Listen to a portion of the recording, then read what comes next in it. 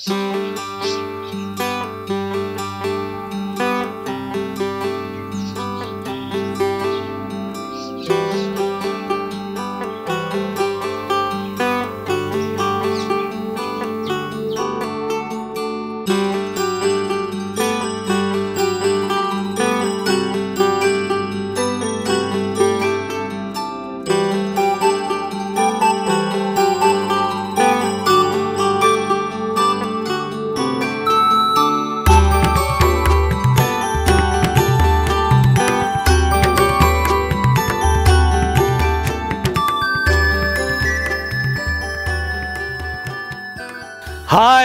అందరికీ నమస్తే.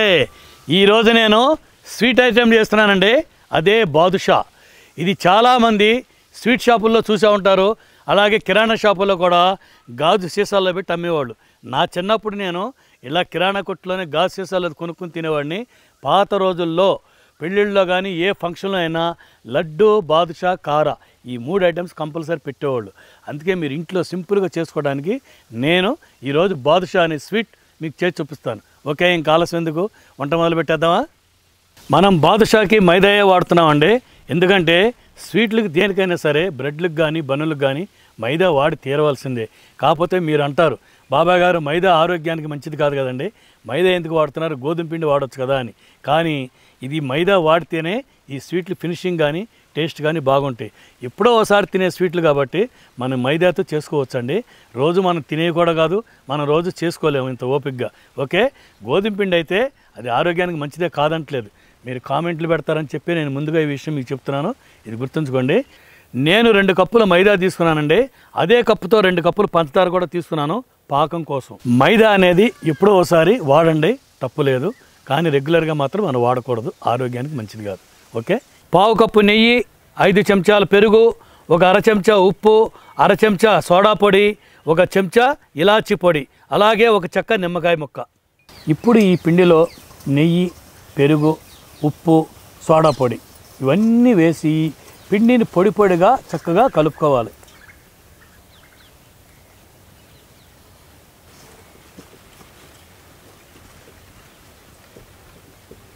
ఇప్పుడు ఈ పిండిలో కొద్దిగా నీళ్ళు పోసుకుని, మామూలు నీళ్ళేనండి, కొద్దిగా నీళ్ళు పోసుకుంటూ పూరీ పిండి కంటే గట్టిగా, చపాతీ పిండి కంటే కొంచెం తక్కువగా, అంటే ఈ రెండింటికి మీడియంగా పిండి కలుపుకొని ఒక 10 నిమిషాలు మూత పెట్టి పక్కన పెట్టుకుందాం. ఇదిగో చూస్తున్నారు కదండి, పిండి ఈ విధంగానే ఉండాలి. ఇప్పుడు మూత పెట్టి పక్కన పెట్టుకుందాం. పిండి నానేలోపు చక్కెర పాకం తయారు చేసుకుని పక్కన పెట్టుకోవాలి. పంచదార అంతా కడాయిలో వేసుకొని మనం ఏ కప్పుతో అయితే పంచదార కొలుసుకున్నామో అదే కప్పుతో 1 కప్పున్నర నీళ్లు పోసుకుందాం.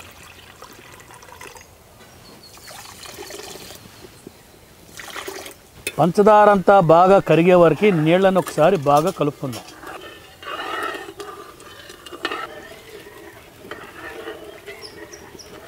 పాకు బాగా ఉడికిందండి. ఇదిగో చూస్తున్నారు కదా, పాకు మనం 2 వేళ్లతో పట్టుకుని చూస్తే అంటనట్టుగా ఉండాలి. పాకు ఇలా వస్తేనే బాదుషాకి కరెక్ట్గా సరిపోతుంది అన్నమాట. ఈ చక్కెర పాకం ఉడికిపట్టాక ఇలాచి పొడి, అలాగే 1 సగం ముక్క నిమ్మకాయ కూడా పిండుకుందాం. ఇదంతా బాగా ఉడకాలండి. ఉడికే వరకు అలాగే కలుపుకుంటూ ఉందాం. ఈ పాకం ఇలా కింద పెట్టేసుకుని మనం బాదుషాలు తయారు చేసుకుందాం. 10 నిమిషాలు అయిపోయింది కదండి. ఈ పిండిని ఒకసారి ఇలా కలుపుకొని ఇలా మనం ఉండలు చేసుకున్న తర్వాత చక్కగా రౌండ్గా చేసుకుని 2 చేతులతో, అంటే అరిచేతులు మధ్యన ఉంటాయి కదండి, ఆ గుంతతోనే చక్కగా దీన్ని రౌండ్గా తయారు చేసుకుని బొటన వేలుతో చక్కగా గుచ్చుకోవాలన్నమాట. అంటే హోల్ పెట్టుకున్నట్టుగా. అప్పుడు ఇలా పక్కన పెట్టుకోవాలి. అన్ని ఉండల్ని ఇలాగే తయారు చేసుకుని బాదుషాల్లాగా హోల్స్ పెట్టుకుని పక్కన పెట్టుకుందాం.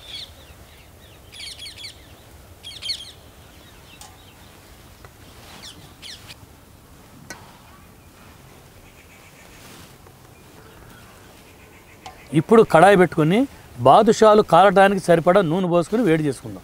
మనం నూనె వేడి చేసుకునే ముందు చక్కెర పాకం మాత్రం ఎప్పుడు వేడిగానే ఉండాలి. అంటే గోరువెచ్చగా కంటే పైగా ఉండాలా, ఇది మాత్రం గుర్తుంచుకోండి. ఈ నూనె అనేది బాగా వేడెక్కకూడదండి, తక్కువ వేడి మాత్రమే ఉండాలి, ఇది మాత్రం గుర్తుంచుకోండి.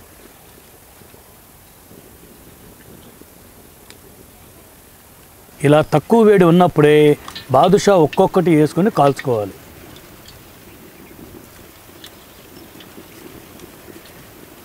ఈ బాదుషాలు మనం వేసిన వెంటనే అసలు ఏమీ కదపకూడదండి. వాటంతట అవే మనం ఏదైతే ముందు వేసామో అక్కడి నుంచి స్టార్ట్ అయ్యి ఒకదాని తర్వాత ఒకటి నూనె పైకి తేలుతాయి అన్నమాట.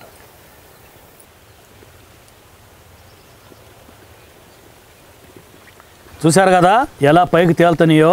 ఇదే మంట మీద 7 నుంచి 8 నిమిషాలు పక్కాగా పడతాయండి.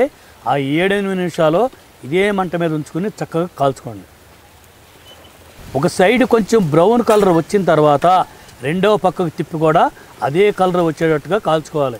ఎప్పుడైనా ఒకటి గుర్తుంచుకోండి, బాదుషా అనేది 2 వైపులా కూడా ఒకే కలర్ వచ్చేలాగా అన్ని బాదుషాలు కాల్చుకోవాలి. చూసారా ఈ కలర్ రావాలండి. ఈ కలర్ వచ్చిన తర్వాతే తీసి చక్కెర పాకంలో వేసి వేరే గరిటతో చక్కగా పాకులో మునిగేటట్టుగా ఒకదాని తర్వాత ఒకటి మొత్తం ముంచి మూత పెట్టి ఒక 2-3 నిమిషాలు అలా వదిలేద్దాం.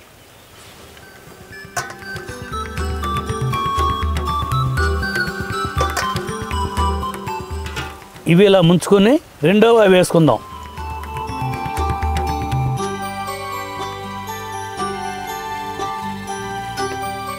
ఈ రెండవ బాదుషాలు కూడా కాలే వరకు మనం ముందు వేసుకున్నవన్నీ చక్కెర పాకంలోనే ఉండాలన్నమాట.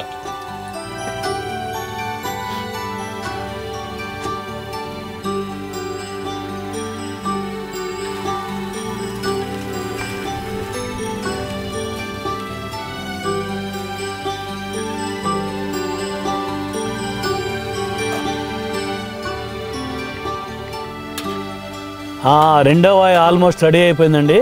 ఇప్పుడు ఈ పాకంలో ఉన్న బాదుషాలు తీసి వేరే ప్లేట్లోకి వేసుకుందాం. పాకాన్ని బాగా పీల్చుకొని ఉంటాయండి. వీటిని ఇప్పుడు తీసి వేరే ప్లేట్లోకి వేసేసుకుందాం. రెండవ కూడా రెడీ అయిందండి. ఇప్పుడు వీటిని కూడా తీసి పాకంలో వేసేసుకుందాం.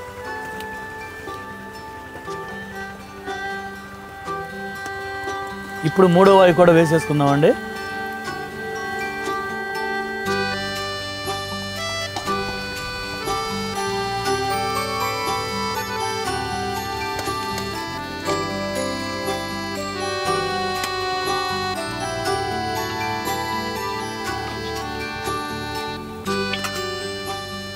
నాకు మొత్తం నేను వేసిన 2 కప్పుల పిండికి 23 బాదుషాలు అయినాయండి.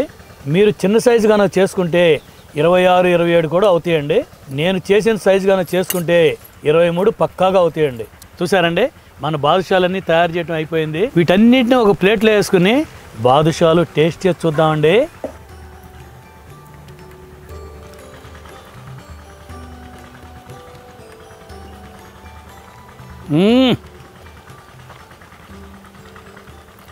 అబ్బా బ్రహ్మాండం కుదిరిందండి.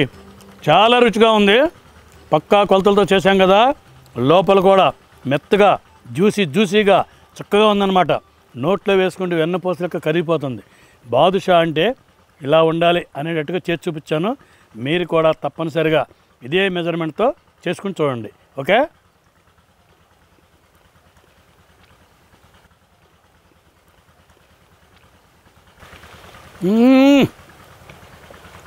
అబ్బాబ్బాబ్బాబ్బాబ్బా సూపర్. చాలామంది బాబాయ్ గారు స్వీట్ ఐటెం చేసి చూపించండి, స్వీట్ ఐటెం చేసి చూపించండి అని అడుగుతున్నారు. ఇదిగో ఈరోజు బాదుషా చేసాం. బ్రహ్మాండం కుదిరింది. చాలా రుచికరంగా ఉంది. మీరు కూడా ఇలాగ చేసుకోండి. ఓకే. మంచి వంటకంతో నెక్స్ట్ వీడియోలో కలుద్దాం. Okay bye.